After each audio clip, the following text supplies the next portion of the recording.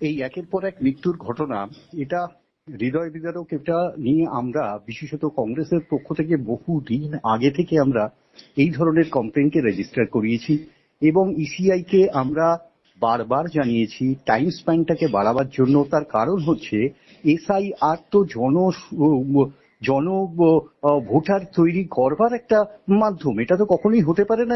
এটা একটা থ্রেট হয়ে দাঁড়াচ্ছে, একটা থ্রেট পারসেপশন।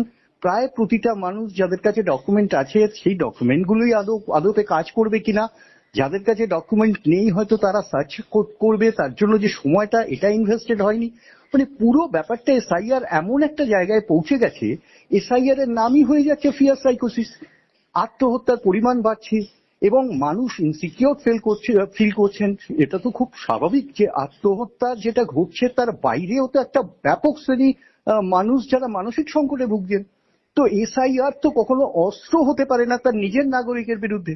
আমরা এই প্রসঙ্গ নিয়ে বারবার বলছি, আমরা জনগণকেও সচেতন করবার চেষ্টা করছি, কিন্তু এসআইআর এর ভীতিটা এটা একটা অদ্ভুত জায়গায় পৌঁছে দিচ্ছে এবং তার সাথে বিজেপির হুঙ্কার ইত্যাদি ইত্যাদি একটা অদ্ভুত পরিবেশ তৈরি করছে, বিশেষত বাংলার সার্বিক জনজীবনে।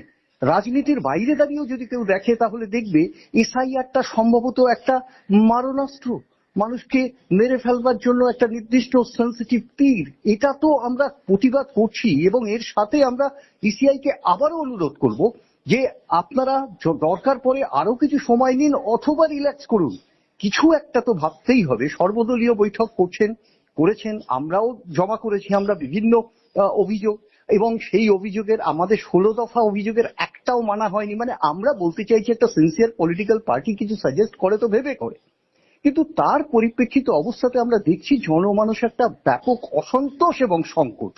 এর বিরুদ্ধে প্রতিবাদ তো করছি, ইসিআই কে অনুরোধ করব এবং বিজেপিকেও শান্ত থাকতে হবে। এটা বিজেপির ঘটনা নয়, এটা ইসিআই দায়িত্বপ্রাপ্ত। ইসিআই কে বুঝতে হবে যে নির্বাচন করতে হবে তাদের। এটা একটা অস্বাভাবিক ঘটনা। আমি আবারও যারা আত্মহত্যা করেছেন তাদের উদ্দেশ্য বলবো, তাদের আত্মার শান্তি কামনা করব এবং মানসিক সংকট যাদের তৈরি হয়েছে তাদের ক্ষেত্রে বলবো অবশ্যই এটা নিয়ে এমন কিছু করা উচিত না যেটা সার্বিক জীবনে একটা ব্যাপক মানবিক বিপর্যয় তৈরি হয়।